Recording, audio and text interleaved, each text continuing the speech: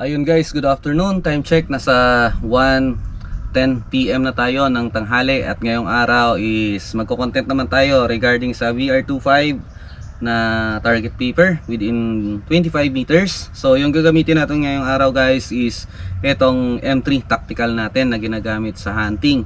So bakit ba ito yung gagamitin natin? So meron kasing tayong kasamahan sa Erganing na nagtanong sa akin kung pwede ba gamitin yung tactical sa VR25 competition. So actually sir, ito yung sagot dyan. Marami na rin ako nakikitang mga competitor sa Erganing na gumagamit ng tactical PCPs. So marami din naman sa kanila is nananalo. Pero mas maganda kasi gamitin yung wood stock para sa akin guys. Yun kasi yung pinakamaganda kasi hindi masyadong magalaw yung wood kaysa naman dito sa tactical na itong unit ko lang hindi ko naman sinasabi na lahat ng tactical is magalaw, pero itong unit ko kasi guys is masyadong magaan kasi yung concept nito guys is para lang sa MS, PCP at pag-hunting. So yung gamit kong scope guys is by Joven Optics. Ito po ay ET 5 to 25x 50mm. So ito po ay 0.25 mil. So susubukan natin ngayon kung tatama ba siya sa papel ng VR25. And then maraming ning nagtatanong kung kaya bang tumama ng 860 fps sa VR25 na papel. So yung katanungan nyo sir is sasagutin ko sa video na to. And then isang tanong pa, kung ito bang Sidekick silencer is tumatama sa VR25 na papel. Yes, tumatama po siya dahil na-test ko na rin ito dati pa. Pero may nagtanong kasi na baka daw sumabit yung bala sa gawa ng Sidekick na silencer. So dito natin matitingnan mamaya kung ito ba'y sasabit o hindi. So ayun, na-set up din naman natin yung ating barrel, yung ating tactical PCP na gawa ni Sir Melvin. So M3 Airguns guys, hanapin nyo na lang dyan sa Facebook yung kanilang page para kayo makapag-order o magpagawa ng inyong unit galing kay M3, or chat nyo po si Sir Melvin o si Sir Dudong. So ayan guys, huwag na nating patagalin kasi baka umulan na hindi na tayo makapagbarel ngayon. So subukan natin VR25 na papel, gamit natin yung M3 PCP natin, and yung bala natin guys na gagamitin is NV Gen 1. So stay tuned lang guys.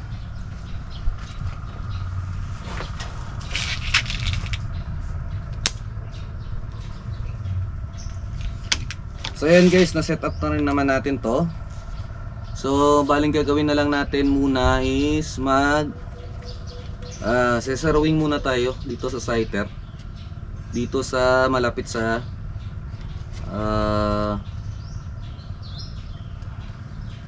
line 1. Yun, magsa-sighter muna tayo guys. Try natin kung tatama. Firing. Ay, hindi nakasa. Sorry, hindi nakasa. Okay, firing. Ayun, shooting up. So isang pellet pa. Tingnan natin kung dyan pa rin tatama.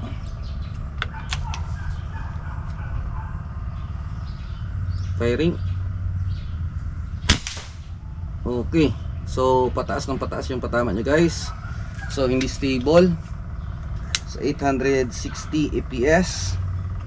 Isa pa. Firing.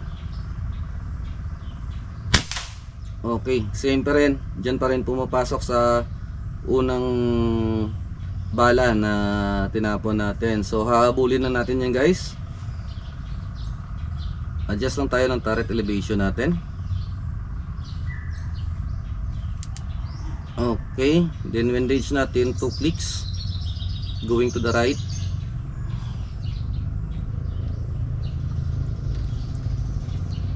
Okay,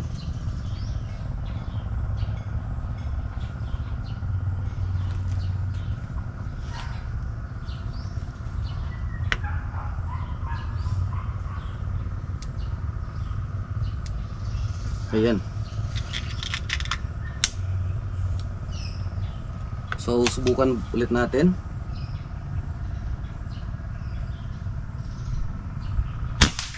Ayun, tumama na. So dahil tumama na, diretso tayo sa line 1, target number 1. Parang pwedeng gamitin to sa competition, kaso lang masyado magaan yung PC, yung natin, yung unit natin. Oh, firing. Okay, pasok. Next target number 2.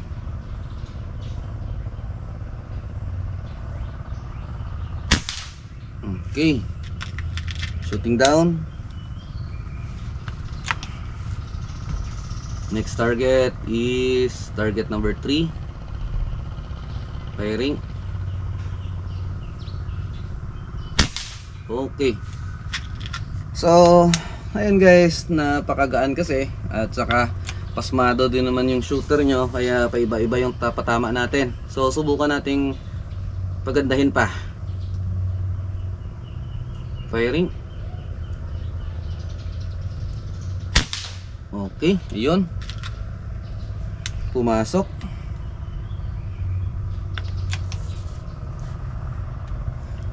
Target number 5.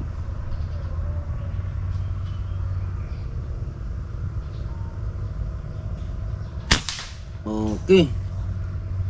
So, nahihirapan tayo kasi mainit na yung panahon, tsaka hindi pa natin mapatamaan ng maayos. So scorean natin yan mamaya guys. Tingnan natin yung mga patama natin kung pasok ba o hindi. So line 2, sighter muna tayo. Okay. So shooting left ng isa. So click tayo isa lang. And then subukan natin ulit kung papasok talaga.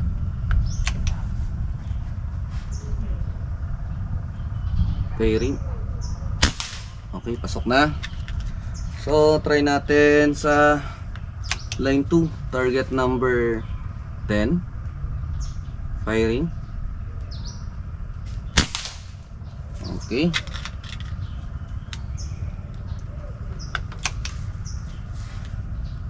Target number 9.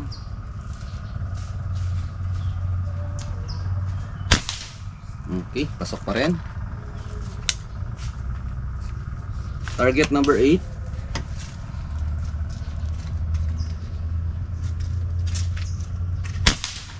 Okay, pasok pa rin. Target number 7.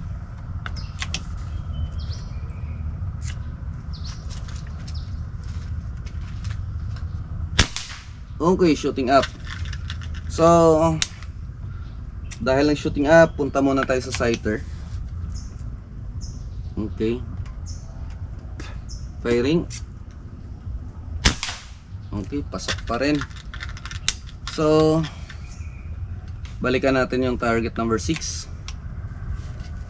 Ay, iba talaga pag pasmado na. So target number 6. Firing.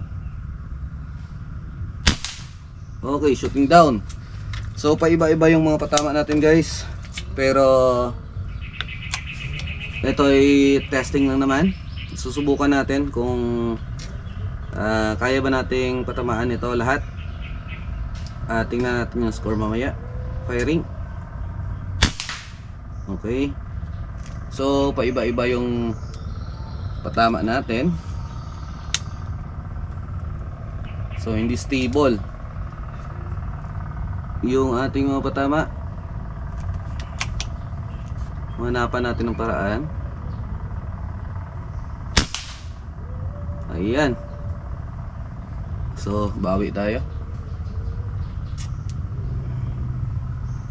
Okay, isang click. And then barilin na muna natin tong sighter para confirm lang natin kung tama pa rin ba. Okay, shooting down. So adjust lang, isang click. And then confirm natin kung same pa rin. Okay. So So diretso na tayo sa target number 11, line 3.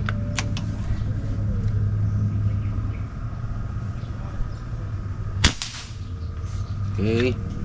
So paiba-iba yung patama natin.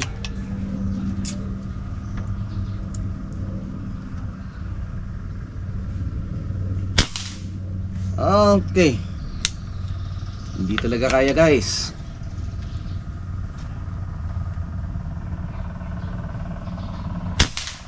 Okay, shooting down. Okay.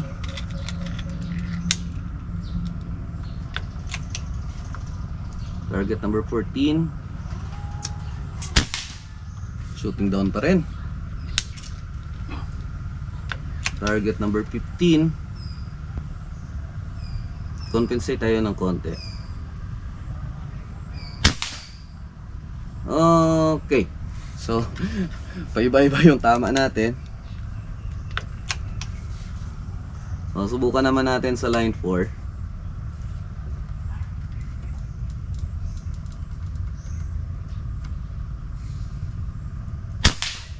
Ayun, dire-diretso na. O sana dire-diretso rin yung patama natin sa mga targets katulad ng sa sighter. Ayan, mahangin na. Target number 20. Ayun. So napakalayo. Subukan natin sa target number 19.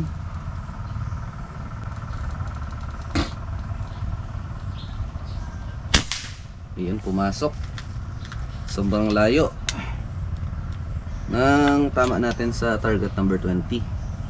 So target number 18. Okay. So paiba-iba yung tapo ng bala natin, guys.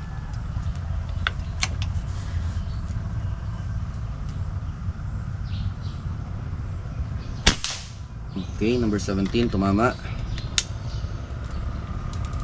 Then tingnan natin mamaya yung score natin. 16. Okay. Then last line tayo.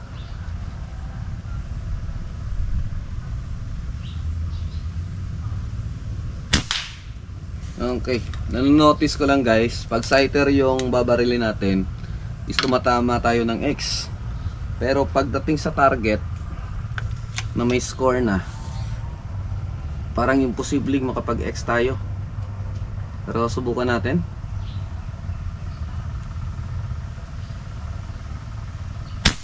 O yan, umiiba yung mga patama natin. So last 4 targets, medyo lumalakas-lakas na yung hangin. Firing again. Ayan, pasok. Wala mo yung bala sa saging. And then target number 23. Ayan. Nag-compensate lang tayo ng konti dahil hindi natin natamaan yung X. Number 24. Ayun, pasok rin.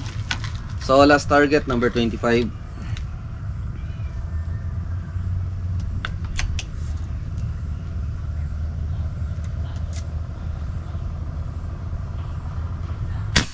Ayun, pasok. So ayun yung mga patama natin sa BR25, guys. Kukunin na natin yung papel at score natin.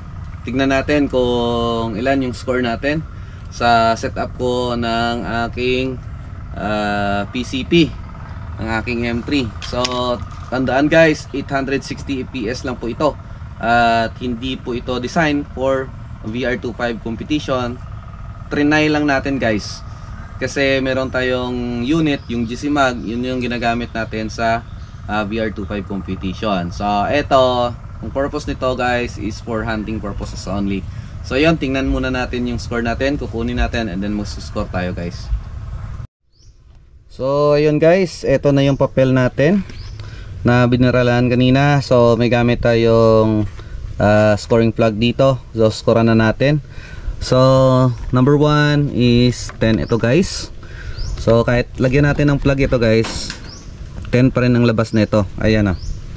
Yan guys oh. Kasi kung makikita nyo sa video, meron siyang konti-konti lang talaga hibla ng buhok na lumabas yung target natin, yung X-ring or yung 10th ring. So 10 lang ito guys. Yung number 2 is 9. Number 3 plagan natin. Okay, 9.